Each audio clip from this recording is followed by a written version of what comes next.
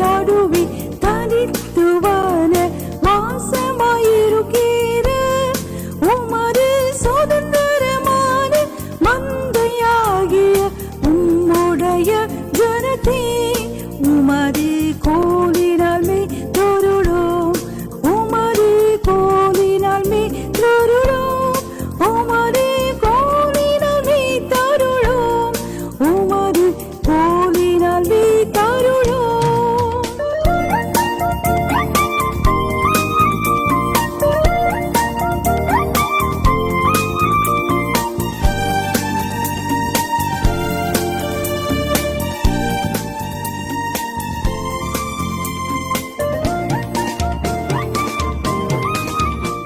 உன்னத பாட்டு 4:12 songs of Solomon chapter 4 verse 12.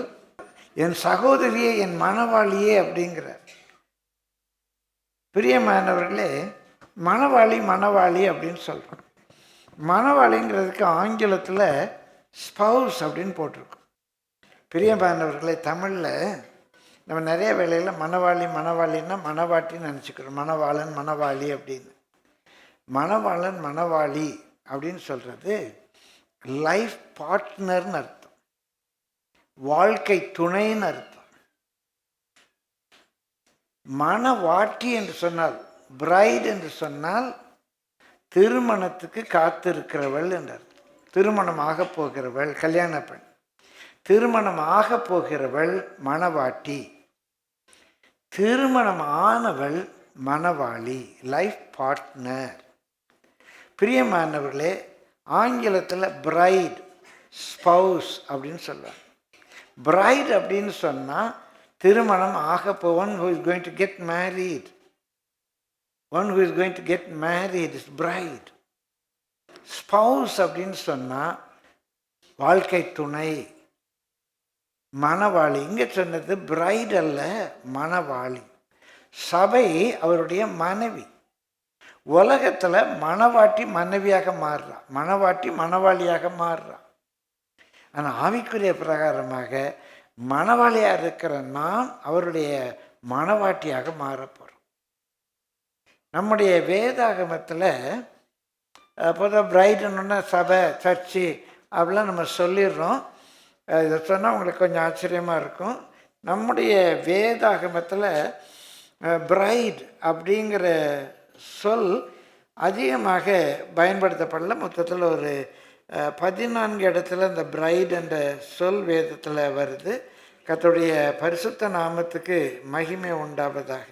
ஆனால் மணவாளி என்ற அந்த சொல் உன்னத பாட்டில் மட்டும்தான் வருது. ஸ்பவுஸ் உன்னத பாட்டில் மட்டும்தான் வருது. இந்த மணவாளி என்ற தமிழ் சொல் அதனுடைய பொருள் சொன்ன யார் மணவாளி? மணவாளின்னா யார்? மனம்னா வாசனை, மனம்னா வாசனை. வாளி அப்படின்னா சுற்றி சுற்றி வர்றது, வாள் சுழற்றுறது. வாள் நம்ம பக்கெட் வச்சுருக்கோம், வாளி சுற்றி சுற்றி வர்றது. வீட்டில் வாசனை சுற்றி சுற்றி வருது, அவங்க வருது மணவாளி. அப்படியே அவங்க வீட்டில் அப்படியே மனம் வீசிக்கிட்டே இருக்காங்க. அவங்களால அந்த வீட்டில் அந்த வாசனை சுற்றி, என்ன அருமையான தமிழ் சொல் பாருங்க. யாருங்க மணவாளி? அந்த வீட்டில் வாசனை வீசிகிட்டு இருக்கிறாங்க. அவங்க வாசனை இந்த வீட்டில் சுற்றி சுற்றி சுற்றி வருது, அவங்க தான் மணவாளி. மனைவிக்கு ஒரு அன்பான பெயர். பிரியமானவளே மணவாளி, மனம் வீசுகிற, சுற்றி சுற்றி மனம் வீசுகிற ஒருவர் தான் மணவாளி. இப்போது அந்த மணவாளி, அந்த மணவாளி அவர் சொல்கிறாரு, இது என்னுடைய தோட்டம் அப்படிங்கிறார். அந்த மணவாளி, அந்த மணவாளிக்கு இன்னொரு பேர் எங்கே இருக்குது? சகோதரி. சகோதரி என்னங்க சகோதரியை ஒய்ஃபாங்க அப்படின்னா, பிரியமலை சகோதரி என்ற சொல் ஒரே உதரத்தை சேர்ந்தவர்கள். அங்கே பாசத்தை காட்டுது. சகோதரி என்பது பாசத்தை காட்டுது. மணவாளி என்பது நேசத்தை காட்டுகிறது. சொந்த சகோதரி மாதிரி அவளை பாசமாகவும் நேசமாகவும் இருக்கிறான். இயேசு கிறிஸ்து என்னுடைய மணவாளன் சொல்கிறோம், அவர் என்னுடைய சகோதரன் சொல்கிறோம். இயேசு எனக்கு சகோதரன், இயேசு எனக்கு மணவாளன். அப்போ நான் யார்? என் இயேசுக்கு சகோதரன், இயேசுடைய மணவாளி. அவர் எனக்கு மணவாளன்னா நான் மணவாளி. அவர் எனக்கு சகோதரனா நான் எனக்கு நான் அவருக்கு சகோதரன். பிரியமானவர்களே, பொதுவாக உலக பிரகாரமாக, கிறிஸ்தவத்துக்குள்ள கிறிஸ்தவத்திலையும் இருக்கலாம், உலக பிரகாரமாக கூட பிறந்த தங்கச்சி அதிகமாக ஒரு வேளை அடிக்க மாட்டான், தண்டிக்க மாட்டான், சில காரியங்களில் கரெக்ட் பண்ணுவான். ஆனால் மனைவிட்ட அவன் நடந்து கொள்றது கொஞ்சம் வித்தியாசமாக இருக்கும். தங்கச்சிட்ட பாசம் இருக்கும், தங்கச்சிட்ட பாசம் இருக்கும். கல்யாணம் கட்டி தங்கச்சி போன பிறகு கூட அந்த புருஷன் தங்கச்சி என் தங்கச்சி அடிக்காம அப்படின்னு எனக்கு கோவம் வரும். ஆனால் அவன் மனைவி அடிச்சிடுவான். நான் அடிக்கலான்னு சொல்லலை, விளங்குறதுக்காக சொல்கிறேன். சகோதரி என்ற சொல் பாசத்தை குறிக்குது, மணவாளி என்ற சொல் நேசத்தை குறிக்குது. என் சகோதரியே என் மணவாளியே என்று அழைத்தவன் சொல்கிறான். முதலாவது, நீ யாரு? நீ அடைக்கப்பட்ட நீ அடைக்கப்பட்ட தோட்டம். அப்போ சபை தனித்தனியாக விசுவாசிகள் நம்ம எல்லாரும் என்க்ளோஸ்ட் கார்டன். நம்ம சுற்றி ஒரு வேலி இருக்குது, நம்ம சுற்றி ஒரு வேலி இருக்குது. நம்ம அடைக்கப்பட்ட தோட்டமாக இருக்கணும். வேலி பிடுங்கி போடப்பட்ட ஒரு காடாக இருக்கக்கூடாது. காட்டில் யாரும் வேலி போட மாட்டாங்க, ஆனால் தோட்டத்தை சுற்றி வேலி போட்டிருப்பாங்க. அந்த வேலி எதை காட்டுது? உள்ள வெளியே, உள்ள வெளியே ஒரு செப்பரேஷன். இந்த தோட்டம் அந்த உரிமையால் தோட்டக்காரனுக்குரியது, அந்த எஜமானுக்குரியது. உள்ள வெளியே, ஒரு வாசல் வழியாக வரலாம், ஒரு வாசல் வழியாக போகலாம். தோட்டத்துக்குள்ள அந்த செடியெல்லாம் அவன் பார்த்து பார்த்து பார்த்து நட்டுருக்கிறான். அழகாக வரிசையாக நட்டுருக்கிறான். அநேக கனி மரங்கள், ரோஜா புஷ்பம் மாத்திரம் ஒரு 2000 டிஃப்ரெண்ட் டைப் ஆஃப் ரோஜா புஷ்பம் இருக்கு. பார்த்து பார்த்து பார்த்து அந்த தோட்டத்தில் செடிகளை நட்டுருக்கிறான். அந்த தோட்டம் உள்ளே வெளியே என்று பிரிக்குது. நம்மளை சுற்றி ஒரு வேலி இருக்கா? அடைப்பு இருக்கா? யார் வேண்டுமானாலும் உள்ளே வரலாமா? எந்த உலக வேஷம் வேண்டுமானாலும் உள்ளே வரலாமா? எனக்குன்னு சொல்லி ஒரு லைன் வரைஞ்சிருக்கேனா? நான் உண்மையாகவே அடைக்கப்பட்ட தோட்டமா? வேலி கட்டப்பட்டிருக்குதா? இல்லை வேலியை பிடுங்கி போட்டேன்னா? வேலையே இல்லையா? அங்கே ஒரே ஒரு வாசல் இருக்குது. அந்த வாசல் வழியாக வரலாம், வாசல் வழியாக போகலாம். அந்த வாசல் தான் இயேசு கிறிஸ்து, அந்த வாசல் தான் வசனம். எனக்குள்ள ஒரு ஃபேஷன் வருது அப்படின்னா அந்த வாசல் வழியாக வரலாம். என்னிலிருந்து ஒரு காரியம் வெளியே போகுதுன்னா அந்த வாசல் வழியாக போகலாம். இயேசு தான் அங்கே, இயேசு தான் அந்த வாசல். இன்றைக்கு இயேசு என்று சொல்வதுதான் வசனம், வசனம் தான் அந்த வாசல். இருக்கா? பிரியமானதுக்கு அநேகருடைய வாழ்க்கை வேலி பிடுங்கி போட்ட வாழ்க்கை. காட்டு பன்றி வந்து உள்ள மேய முடியும். யார் வேணாலும் உள்ள வரலாம், எந்த பேய் பிசாசு வேணாலும் உள்ள வரலாம், யாரையும் தடுக்க முடியாது. உள்ள வெளியே என்ற பிரிவே இல்லை. இது என் லைஃப் ஸ்டைல், என் lifestyle is based on the word of God அப்படின்னு சொல்கிற மாதிரியே இல்லை. உங்கள் லைஃப் ஸ்டைல் எதில் பேஸ் ஆகிருக்குது? ஆரியத்தில் பேஸ் ஆகிருக்குது, இந்து மதத்தில் பேஸ் ஆகிருக்குது, பிற மத பழக்க வழக்கங்களில் பேஸ் ஆகிருக்குது. அடிப்படை என்ன? பேர் வேண்டுமானா பார்த்துருப்பீங்க. அது ஆறுமுகன்னு சொன்னா ஆபிரகாம்னு வச்சுருப்பீங்க. பிரியமானவர்களே, பேர் மாற்றினதுனால நம்ம கிறிஸ்தவங்களை ஆகிட மாட்டோம். அன்னைக்கு தீபாவளி கொண்டாடி இருப்பீங்க, இன்னைக்கு கிறிஸ்மஸ் கொண்டாடிப்பீங்க, அதனால கிறிஸ்தவங்கள் ஆயிருப்பீங்களா? அன்னைக்கு தீபாவளிக்கு சரக்கு அடிச்சிருப்பீங்க, இன்னைக்கு கிறிஸ்மஸுக்கு தண்ணி அடிப்பீங்க, அதனால கிறிஸ்தவங்கள் ஆயிருப்பீங்களா? வேலி இருக்கா? நம்ம அடைக்கப்பட்ட தோட்டம் தானா? முதலாவது அவருடைய மணவாளி. உலகப்புறமா வச்சுக்கோங்க, எந்த ஹஸ்பண்ட் ஆகுது தன் மனைவி எந்த பவுண்டரி இல்லாமல் இருக்கிறா, யார் வேணாலும் என்ன வேணாலும் அவள்கிட்ட வரலாம், பழகலாம், அவள் இஷ்டப்படி என்ன வேணாலும் செய்யலாம் அப்படின்னு எந்த மனைவியாவது விரும்புவானா? அவள் இயேசு என்னுடைய நேச மணாளன் நான் இருப்பாரான்னா நான் எப்படி இருக்கணும்? அவர் விரும்புகிறாரு, நான் அப்படி தானே இருக்கணும். அதில் எனக்கு என்ன சங்கடம்? புருஷன் விரும்புகிற மாதிரி ஒரு மனைவி இருக்க விரும்பலைன்னா, அதுவும் நேச மணாளன் இயேசு நான் எப்படி இருக்கணும்னு விரும்புகிறாரோ அப்படி நான் இருக்கிறதுல என்ன தப்பு இருக்குது? ஒன்று இயேசு விரும்புகிற மாதிரி நான் இருக்கணும், இல்லைன்னா உலகம் விரும்புகிற மாதிரி நான் இருக்கணும். ஒன்று இயேசு விரும்புகிற மாதிரி நான் இருக்கணும், இல்லைன்னா உலகம் விரும்புகிற மாதிரி நான் இருக்கணும். உலகம் என்ன சொல்லுவோம், பார்க்குறவங்க என்ன சொல்லுவாங்க, மற்றவங்க என்ன சொல்லுவாங்க, எங்கள் சொந்தக்காரங்க என்ன சொல்லுவாங்க, இல்லை இயேசு என்ன சொல்லுவார், வசனம் என்ன சொல்லுது, நான் எப்படி உடுத்தணும், எப்படி அலங்கரிக்கணும், என்ன பண்ணணும், எப்படி பேசணும், எப்படி பேசக்கூடாது, இந்த உலகம் என்ன சொல்லுது, இப்போ வசனம் என்ன சொல்லுது, அவ்வளோதான் வித்தியாசம். அதான் என்னை சுற்றி இருக்கிற வேலி, என்னை சுற்றி இருக்கிற வேலி, நான் அடைக்கப்பட்ட தோட்டம். இந்த வசனத்தை மீறி ஒன்றிய வாழ்க்கையில் வரக்கூடாது. அந்த வாசல் வழியாக தான் உள்ளே வரணும். நானே வாசல். இயேசு சொன்னார், நானே வாசல். அவரே வாசல்னா வசனம் தான் வாசல். அவர் தான் வசனம், அவர் தான் வசனம். Is the word. அந்த வேர்டு வழியாக தான் என் வாழ்க்கையில் எதுவும் வர முடியும். நான் வேலையை பிடுங்கி போட்டேன்னா என் வாழ்க்கையில் வேர்டு மாத்திரமல்ல, வேர்ல்டே வரும். பேய் வரும், பிசாசு வரும், உலகம் வரும், உலக வேஷம் வரும், உலக அலங்காரம் வரும், உலக பாரம்பரியம் வரும், உலக சடங்குகள் வரும். எல்லாத்தையும் நான் செஞ்சுட்டு அதுக்கு கிறிஸ்தவன்னு பெயர் வச்சுக்குவேன். தீட்டு கழிப்பு விழாவுக்கு பேப்டிசம்னு பெயர் வைப்பேன். சீமந்தத்துக்கு ப்ரேயர் மீட்டிங்னு பெயர் வைப்பேன். பிரியமானல மஞ்சள் நீராட்டு விழாக்கு புனித நீராட்டு விழான்னு பெயர் வைப்பேன். எல்லாத்தையும் செய்வேன். ஏன்னா வேலி இல்லையே, வேலி இல்லையே. இப்போ நீங்களே ஒரு சீமந்தம் வச்சு என்னை கூப்பிட்டீங்கன்னா, இந்த ஜெபம் தானே பண்ண போகிறோம், ஒரு வசனம் தானே சொல்ல போகிறோம் அப்படின்னு வருவேன். எப்படியும் ஒரு கவர் கொடுப்பீங்க, கவரில் பவர் இருக்கும். வேண்டான்னு சொல்லி என்ன பண்ண, என் கவர் தானே போயிடுது. அதனால் ஊழியக்காரங்களும் பணத்துக்கு மாறு அடிக்கிறவங்களும் சரின்னு போயிடுறாங்க. என்ன கவர் கிடைக்கல,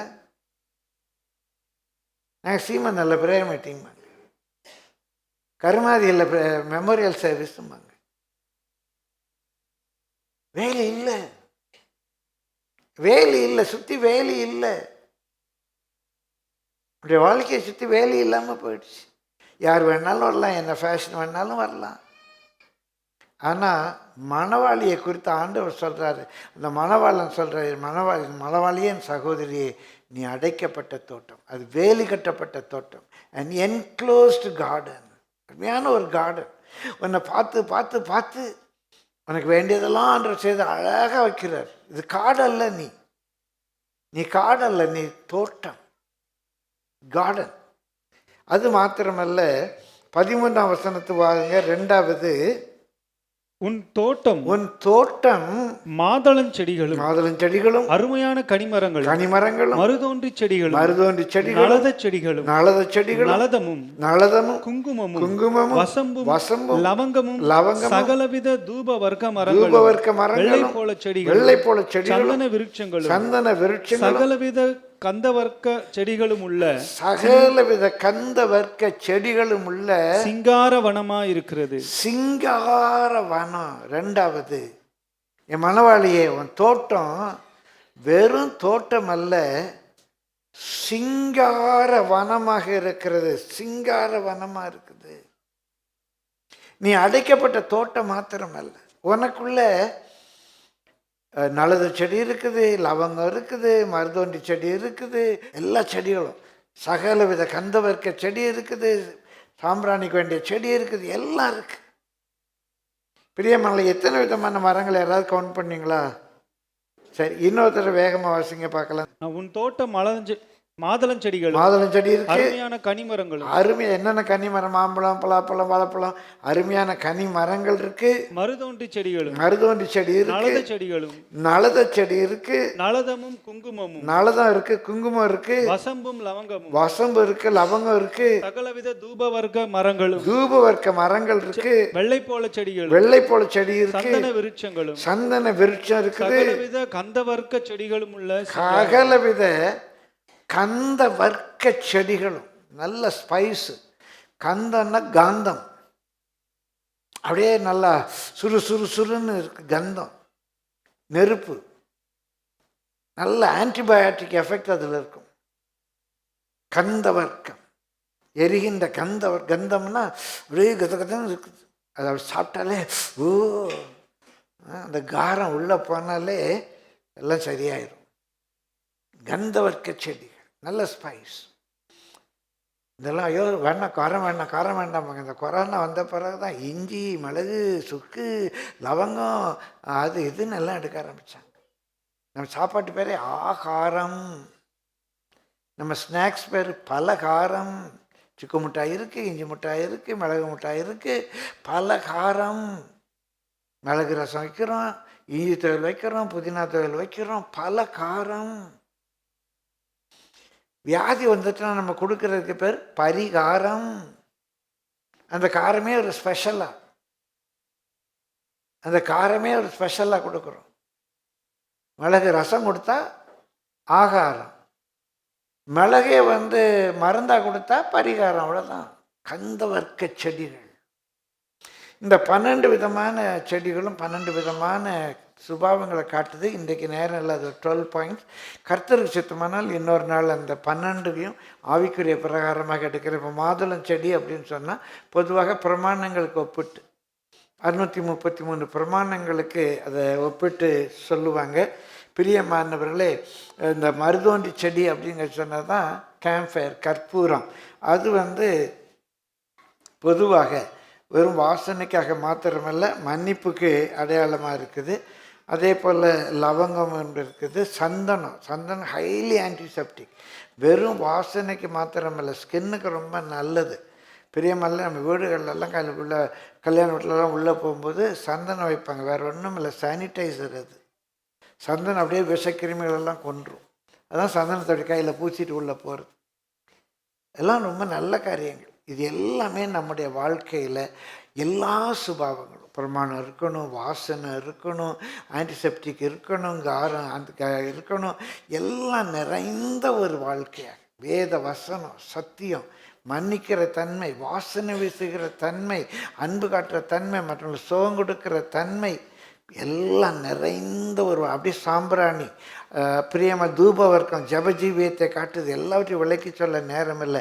எல்லாம் நிறைந்த ஒரு வாழ்க்கை. சிங்காரவனம், அடைக்கப்பட்ட தோட்டம் மாத்திரமல்ல, சகலவித தெய்வீக சுபாவங்களும் நிறைந்த ஒரு நல்ல வாசனை வீசணும், நல்லா ரிஃப்ரெஷிங்காக இருக்கணும், நல்ல ஹீலிங் எஃபெக்ட் நம்மகிட்ட இருக்கணும். நம்மகிட்ட பேசினாலே மற்றவங்களுக்கு ஹீலிங் வரணும். சிலர்கிட்ட பேசினாலே நமக்கு வியாதி வந்தது. நம்மகிட்ட பேசினாலே ஹீலிங் எஃபெக்ட் வரணும். அப்படிப்பட்ட ஒரு தோட்டமாக மணவாளி இருக்கிறாள், சிங்கார வனமாக இருக்கிறார். 3வதாக வாசியுங்கள் பிரியமானவர்களே, அது 15ஆம் வசனத்து வாங்க. தோட்டங்களுக்கு நீர் ஊற்றும், ஜீவ தண்ணீரின் துறவும், லீபனோனிலிருந்து ஓடி வரும் வாய்க்கால்களும் உண்டாயிருக்கிறது. பிரியமானவங்க, 3 காரியங்களை பார்க்குறோம். நீர் ஊற்று இருக்குது, துறவு இருக்குது, லீபனோனிலிருந்து ஓடி வரும் வாய்க்கால் இருக்குது. 12ஆம் வசனத்துக்கு திரும்ப வாங்க. நீ என் சகோதரியே, என் மணவாளியே, நீ அடைக்கப்பட்ட தோட்டமும் மறைவு கட்டப்பட்ட நீரூற்று முத்தரிக்கப்பட்ட கிணறுமா இருக்கு. இந்த தோட்டம் ஒரு நீர் பாய்ச்சலான தோட்டம். இந்த நீர் பிரியமானவர்களே என்னென்ன சோர்ஸ்லாம் வருது 15ஆம் வசனத்தில் பார்க்குறோம். திரும்ப வாசிங்க. தோட்டங்களுக்கு நீரூற்றும், ஜீவ தண்ணீரின் துறவும், லீபனோனிலிருந்து ஓடி வரும் வாய்க்கால்களும் உண்டாயிருக்கிறது. இப்போ 3 விதமான ஒரு நீர் பாய்ச்சலாம். முதலாவது நீரூற்றுனா ஃபவுண்டன். உள்ளே இருந்து அந்த நீர் அப்படியே பொங்கி வருது. உள்ளே இருந்து அந்த நீர் பொங்கி வருது, அது நீர் ஊற்று. பிரியமானவர்களே, 2வது துறவுனா கிணறு. நம்ம தோண்டி எடுக்கும்போது ஆழத்திலிருந்து அந்த பாறைகள் ஊடாக அந்த பாறைகளை தாங்களே சுத்திகரிக்கப்பட்டு அந்த ஆழத்திலிருந்து தண்ணி வருது, அது துறவு. 3வது லீபனோன், ஒரு பெரிய மலை. அந்த லீபனோன் மலையிலேருந்து ஓடி வர்ற வாய்க்கால், இல்லைன்னா ஆறு, சின்ன ஆறு, பெரிய நதி அல்ல. அந்த மலையிலேருந்து ஒரு ஆறு இந்த தோட்டத்தை நீர் பாய்ச்சுது. 3 காரியங்கள் நம்முடைய வாழ்க்கையை நீர்ப்பாய்ச்சலாக்குது. ஒன்று நீர் ஊற்று, ஃபவுண்டன், உள்ளே இருந்து பொங்கி பொங்கி வருகிற அவரால் உள்ள கிருபை, அவர் நமக்கு தந்திருக்கிற சந்தோஷம், அவர் நமக்கு தர சமாதானம், பிரியமானவர்களே அவர் நமக்கு தந்த ரட்சிப்பு எல்லாம் கிருபை. நம்ம ஒன்றுமே தோண்டலை, நம்ம கஷ்டப்படவே இல்லை. நீர் ஊற்று, அப்படியே கிருபை பொங்குது, அவருடைய ரட்சிப்பு, அவருடைய சமாதானம், அவருடைய சந்தோஷம், இதெல்லாம் நம்முடைய வாழ்க்கையை நீர் பாய்ச்சலாக்குது.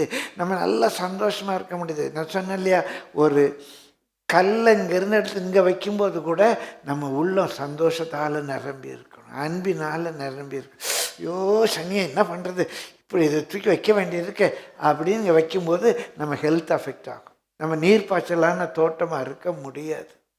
அப்படியே சந்தோஷம் பொங்குதே பொங்குதே, என்னுள்ளம் பொங்குதே, சந்தோஷம் பொங்கணும். பிரியமான கர்த்தருடைய பரிசுத்த நாமத்துக்கு மகிமை உண்டாகுதா. கீழே ஒரு பொருள் விழுந்துருச்சு, அதை குனிஞ்சு எடுக்கணும். ஐயோப்பா கீழே என்ன ஆண்டவரே, ஐயோ அப்படின்னு திட்டிட்டு குனியாதீங்க. ஆண்டவரே ஒரு தடவை குனிஞ்ச, இனிமேல் ஒரு நல்ல எக்ஸசைஸ் இருந்தது, தேங்க்யூலா. நான் வேடிக்கைக்காக சொல்லலை, இந்த வரைக்கும் ஒரு பொருளை கீழே குனிந்து எடுக்கும்போது ஆண்டவரே இன்றைக்கி எக்ஸசைஸ் பண்ண ஒரு சான்ஸ் தருது, ஸ்தோத்திரம் ஆண்டவரேன்னு சொல்லிட்டு தான் நான் செய்கிறேன். அது காரணம், ஒரு அருமையான பிரதர், அவர் கொஞ்சம் ரொம்ப சர்ரம் பலவீனம் ஆயிடுச்சு. அப்போ அவர்கிட்ட சொன்னேன், என்னால் கீழே விழுந்து அவர் பொருளை எடுக்க முடியலன்னாரு. நல்லா சந்தோஷமாக எக்ஸசைஸ் பண்ண ஒரு சான்ஸ் கிடச்சிது, ஸ்தோத்திரம் ஸ்தோத்திரம் சொல்லிட்டு எடுங்கன்னு அவர்கிட்ட சொன்னனால அன்னையிலேருந்து நான் செய்ய ஆரம்பிச்சிட்டேன். செய்யும் போதெல்லாம் அவரையும் நினச்சிக்குவேன். அதை திட்டிகிட்டே எடுக்கிறதுக்கு கொஞ்சம் சந்தோஷமாட்டுங்களேன். ஐயோ இயேசுவே அப்படின்னு ஆவியின் முறிவினால் எலும்புகள் உலர்ந்து போகும், ஆர்த்தரைட்டிஸ் வரும், எலும்பில் உள்ள மேரம் ட்ரை ஆயிரும். நீங்கள் அழுதுகிட்டே செய்ய, ஐயோ இது இங்கே வைக்க வேண்டியிருக்கே, ஐயோ இது கழுவ வேண்டியிருக்கே. இப்போ கழுவுறதுனா நல்ல எக்ஸசைஸ், கைக்கு ஒரு எக்ஸசைஸ் கிடச்சி ஆண்டவர் ஸ்தோத்திரம் ஸ்தோத்திரம் ஸ்தோத்திரம்னு சொல்லி கழுவுங்க. நீர் ஊற்று, சந்தோஷம் பொங்கி பொங்கி வரணும். அதான் கிருபை, அதான் அருள். ரெண்டாவது கிணறு வேணும். உட்காந்து இன்னும் வெட்டி வெட்டி வெட்டி வெட்டி.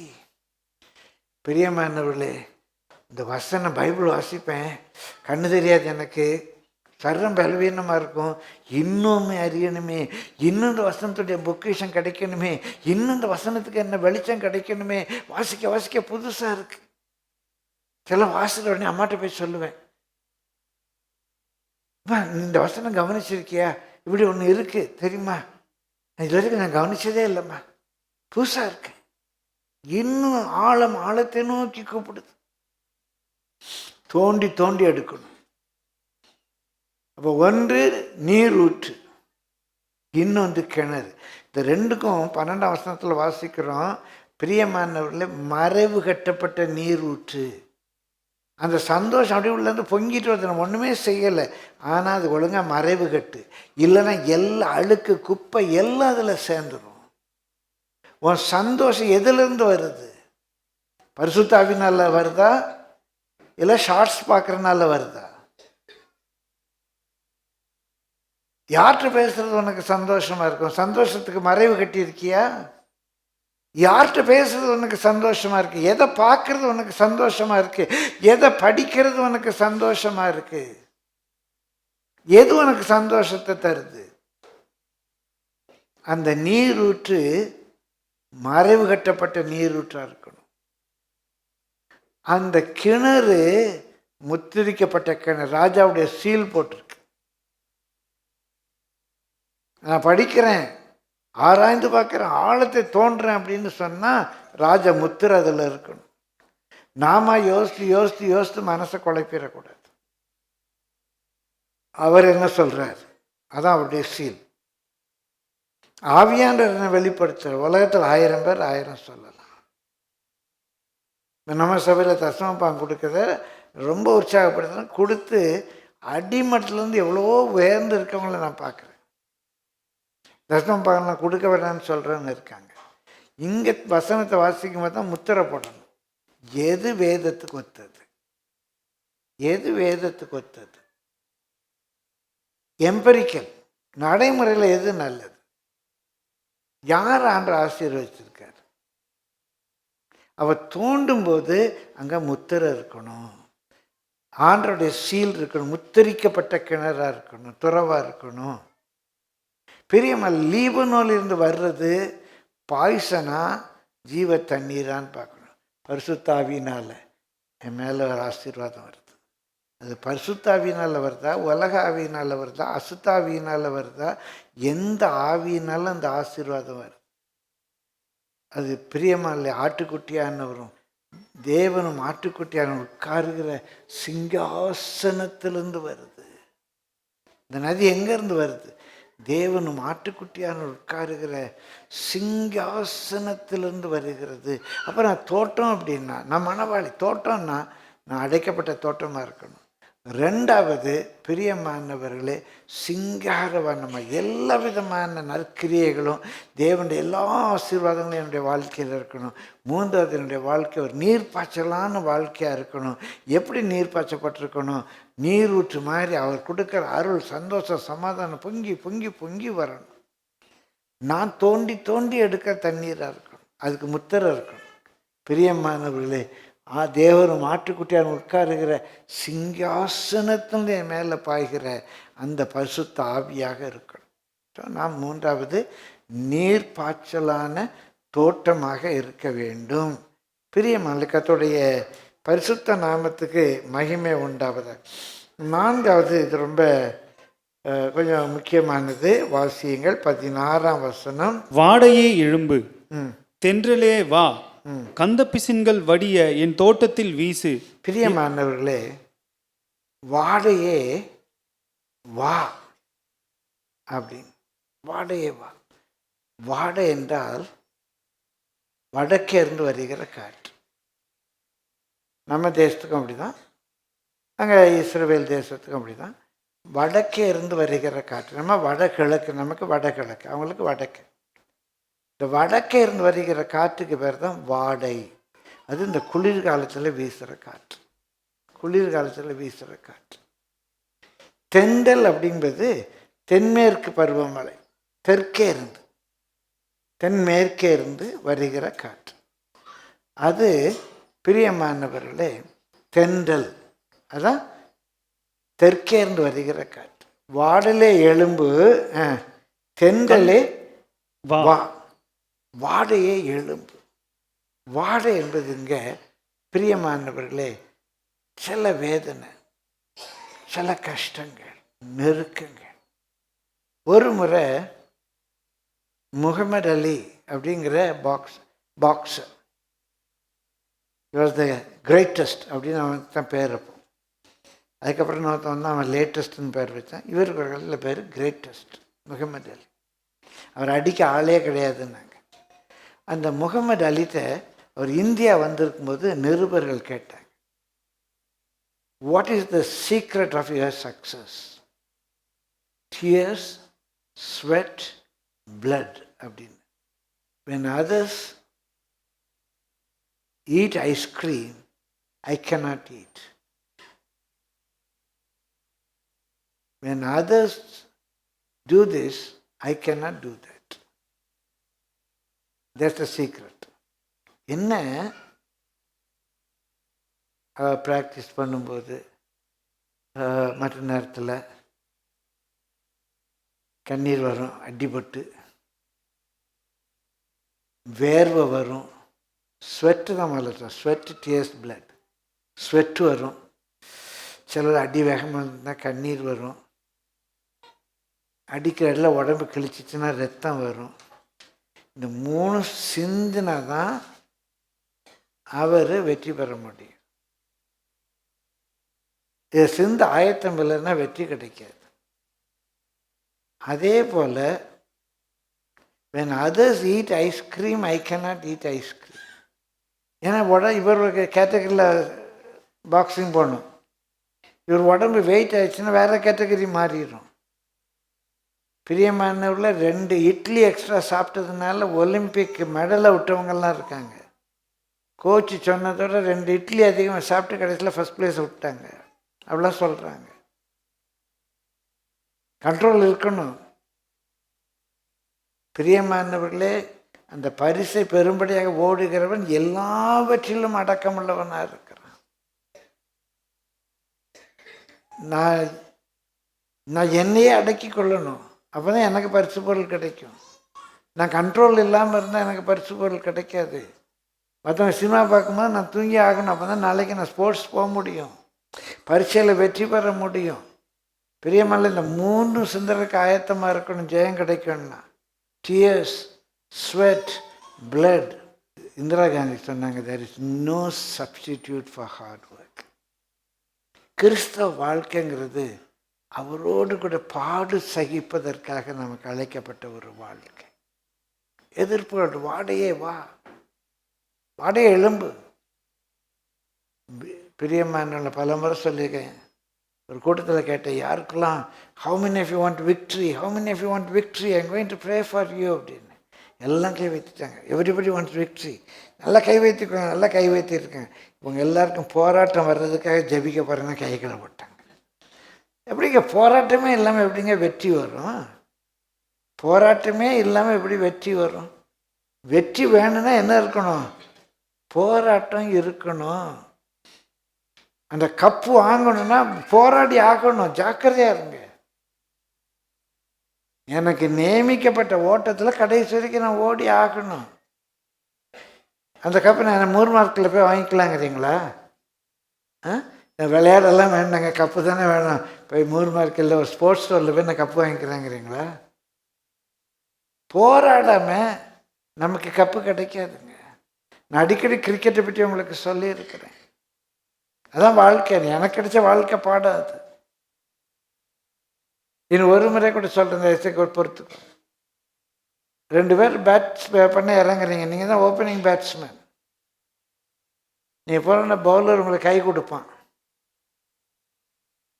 அங்கே விக்கெட் கீப்பர் உங்களுக்கு வந்து கை கொடுத்துட்டு போவான். ஆனால் அந்த பவுலர் போடுற ஒவ்வொரு பாலும் உங்களை அவுட் ஆக்கிறதுக்குன்னு தான் போடுவான். நீங்கள் விக்கெட் எடுக்க நான் போடுறேன்.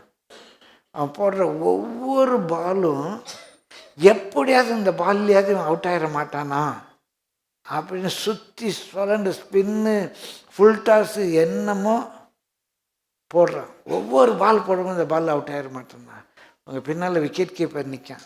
நல்லா ஃப்ரெண்ட்லியாக அவங்கள ரிசீவ் பண்ண, hello hello Rufus how are you இப்படிலாம் பேசினான்.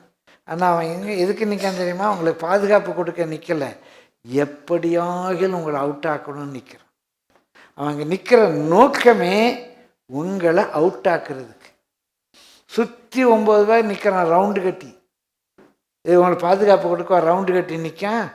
இல்லை, நீங்கள் பவுன்ஸ் போயிடக்கூடாது, ரன் எடுத்துடக்கூடாது, எப்படியாவது உங்களை கேட்ச் பண்ணணும், எப்படியாவது உங்களை ரன் அவுட் ஆக்கணும்.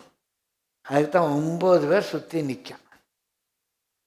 உங்கள் கூட ஒரு டீம்மேட் ஒருத்தன் வந்தான்ல, 2 பேரும் அப்பப்போ மீட் பண்ணி அப்படியே ஸ்ட்ராட்டஜிலாம் பேசுகிறீங்க. அவன் நல்ல பிளேயராக இருந்தால் அவன் ரன் அவுட் ஆகிற சுச்சுவேஷன் வந்தால் உங்களை ரன் அவுட் ஆக்கிடுவான். அதான் நல்ல பிளேயர். பரவாயில்ல, அவர் விளையாண்டு கொண்டே இருக்கட்டும், நான் ரன் அவுட் ஆகிறேன்னு சொன்னால் அப்புறம் அவன் எதுக்கு விளையாட்டுக்கு வரணும்? அவன் ரன் அவுட் ஆகிற சுச்சுவேஷன் வந்துச்சுன்னா உங்களை ரன் அவுட் ஆக்கிடுவான்.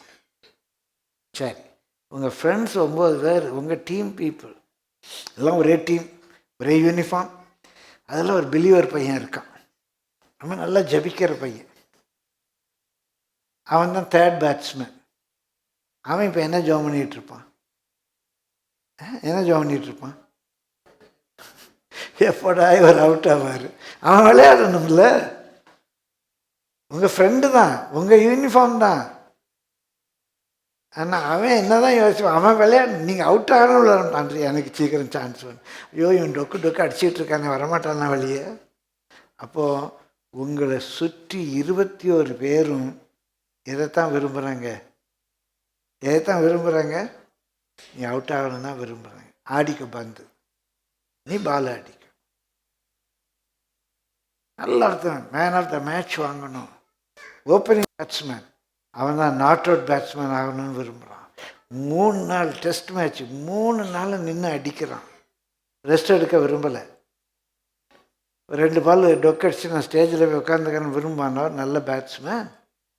கஷ்டப்படுற 3 நாள் அந்த வெயிலில், காலைல 10 மணிலேருந்து 5 மணி வரைக்கும் வெயிலில் 3 நாள் நிற்கிறான்.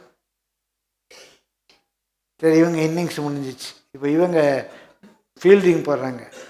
நல்ல ஃபீல்டர், அடுத்த 2 நாளும் ஃபீல்டில் நின்று கேட்ச் பண்ணணும், ஃபீல் பண்ணணும். 5 நாள் வெயிலில் நிற்கிறோம். 5 நாள் வெயிலில் விட்டா என்ஜாய் பண்ணுவியா? 5 நாள் நீ வெயிலில் நிற்கணும். அப்போ தான் மேன் ஆஃப் த மேட்ச் நடக்கும். அந்த கஷ்டத்தை விரும்பணும். வாடையே எழும்பு, இலக்கை நோக்கி தொடருங்க. எனக்காக வைக்கப்பட்ட பந்தய பொருளை பெற்றுக்கொள்ள முடியும். அந்த ட்ராஃபி எனக்கு வேணும், எனக்கு அந்த ட்ராஃபி வேணும். என்னை அழைத்த தேவன். ஸோ இந்த ஏசியலுக்கு ஒரு பிரசங்கம் பேசணும், ஸ்வீட் சஃபரிங்ஸ். வேதனையில் அதிகமான வேதனை பிரசவ வேதனைன்னு சொல்கிறாங்க. ஆனால் எல்லா பெண்ணும் இந்த வேதனை வேணும்னு தானே விரும்புகிறாங்க. அந்த வேதனை வேணும்னு தானே விரும்புகிறாங்க. அந்த வேதனையை நம்முடைய தாயார் அனுபவிக்காமல் நம்ம யாருமே பிறக்கலையே. வேதனை வேணுமா வேண்டாமா? இப்போ என்ன சொல்கிறீங்க? வேதனை வேணுமா வேண்டாமா வாழ்க்கையில்? சும்மாவே வேதனையோடு வந்திருக்கோம், என்ன பாஸ்டர் இப்படி சொல்கிறீங்க? எத்தனை பேர் வாடைய எழும்பு அப்படின்னு சொல்ல தைரியம் இருக்கு? இந்த தோட்டத்தில் வாடை எழும்பணும். எல்லா சீசனும் வரணும். ஒரே டேயாக இருக்க முடியுமா? நைட் வரணும். எல்லாமே வசந்த காலம் இருக்க முடியுமா? கோடைக்காலம் வரணும், குளிர்காலம் வரணும், மாரிகாலம் வரணும். எல்லாம் வரும் வாழ்க்கையில். சோர்ந்து போகாதீங்க. அதான் சேலஞ்ச். பெரியம்மாள் அதான் சேலஞ்ச் வாழ்க்கையில். மனவாட்டி சொல்கிறா, வாடையை எழும்பு. வாடை மாத்திரம் இருக்கு, எப்போதும் கஷ்டம் இருக்கணும் என்றால் தெண்டலேப்பா, தெண்டல் காற்று, தென்மேற்கு பருவ காற்று. அது சிலவில் ரொம்ப ஆடி காற்று வீசும், அடிச்சுட்டு போகும். ஆடி காட்டில் அம்மியும் பறக்கும். அதனால இப்போ அம்மியெல்லாம் வீட்டில் கிடையாது, பயப்படாதீங்க. கொஞ்சம் அம்மி வச்சுருப்பாங்க, அம்மிக்கல் பறக்குமா அந்த காற்றுல. அதுவும் வேணும். கர்த்தருடைய கிருபை, கர்த்தருடைய வசனம், கர்த்தருடைய வாக்குத்தத்தம், கர்த்தருடைய ப்ரெசன்ஸ் அப்படியே நம்மளை ஆற்றி தேற்றி பலப்படுத்தணும். அப்படியே நமக்கு சமாதானம் வேணும், சந்தோஷம் வேணும். ஜெபிக்கும்போது சமூகம் நிரப்பணும். அதே வேளையில் ஊழியத்தில் பாதையில் நெருக்கங்கள் வரணும். 2 சேர்ந்து வந்தால் தான் அப்படியே தோட்டத்தில் கந்த பிசின்கள் வடிய வீசும். அந்தந்த சீசனுக்குரிய ஆசீர்வாதம் எனக்கு கிடைக்கும். நல்ல போராட்டத்தை போராடினேன், ஓட்டத்தை முடித்தேன். நல்ல போராட்டத்தை ஒன்றுமே எனக்கு போராட்டமே இல்லை அப்படின்னா சொல்ல முடியும்? வாழ்க்கையில் பிரியமான நம்ம தோட்டம் என்றால் அடைக்கப்பட்ட தோட்டமாக இருக்கணும், சிங்கார வனமாக இருக்கணும், நீர்ப்பாய்ச்சலான தோட்டமாக இருக்கணும். வாடையும் தெண்டலும் பிரியமல் மாறி மாறி வீசணும். 16ஆம் வசனம் வாசிங்க. வாடையே எழும்பு, தென்றலே வா, கந்த பிசின்கள் வடி என் தோட்டத்தில் வீசு, என் நேசர் தம்முடைய தோட்டத்துக்கு வந்து. ஏன் தோட்டம்னா, ஆனா என் தோட்டம் என் நேசருடைய தோட்டம். என்னுடைய தோட்டம் தான், என்னுடைய தோட்டம் என் நேசருடைய தோட்டம்.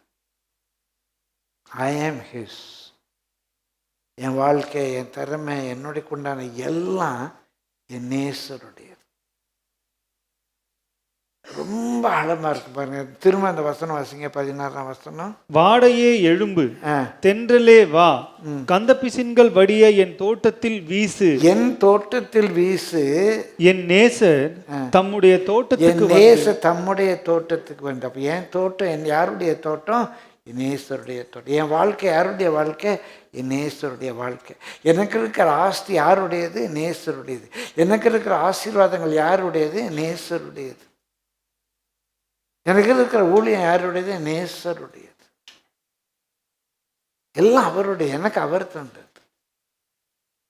என் தோட்டம் அவர் தம்முடைய தோட்டத்தில் வந்து தமது அருமையான கனிகளை புசிப்பாராக. அவர் தமது அருமையான கனிகளை புசிப்பாராக. என் சகோதரியே பிரியமல்ல, அவர் என் தோட்டத்துக்கு வந்து இயேசு நில உலாவி, இயேசு நில உலாவி அவருக்கு அருமையானது ஒரு அஷ நகதீன மக்கரம். என் வாழ்க்கையில் இயேசு பார்க்கணும், என்னால் இயேசு திருப்தி ஆகணும். என் தோட்டத்துக்குள்ள அவர் வந்து, என் வாழ்க்கையில் அவர் வந்து, என் குடும்பத்தில் அவர் வந்து, அவருக்கு பிரியமானதை அவர் என்கிட்ட பார்க்கணும். பிரியமல்ல, மீட்பின் நாளுக்கென்று நாம் பெற்ற பரிசுத்த ஆவியை துக்கப்படுத்தாதிருங்கள்னு இருக்கு. மீட்பின் நாளுக்கென்று நாம் பெற்ற பரிசுத்த ஆவியை துக்கப்படுத்தாதிருங்க. அதனுடைய கராலரி, எங்கள் மேத்ஸில் படிப்போம், அதனுடைய கராலரி மறுபக்கம் என்ன? அந்த பரிசுத்த ஆவியை நான் துக்கப்படுத்த முடியுமானால் அந்த பரிசுத்த ஆவியை நான் சந்தோஷப்படுத்த முடியும். அந்த தேவனை நான் துக்கப்படுத்த முடியுமானால் அந்த தேவனை நான் சந்தோஷப்படுத்த முடியும். இன்றைக்கு நான் என்ன இதை பேசுகிறேன்னா, இதை கேட்குற ஆண்டவர் சந்தோஷப்படுவா. கர்த்தருடைய பரிசுத்த நாமத்துக்கு மகிமை உண்டு. என் பையன் ரொம்ப பலவீனமாக இருக்க, பேசுகிறாங்க, ஊழியத்தை நிறைவேற்ற விரும்புகிறாங்க. பிரியமானவர்களே, கர்த்தருடைய பரிசுத்த நாமத்துக்கு மகிமை உண்டாவதாக. எனக்கு என்ன வாஞ்ச இருக்கணும், என் நேச தம்முடைய அருமையான கனிகளை புசிப்பாராக.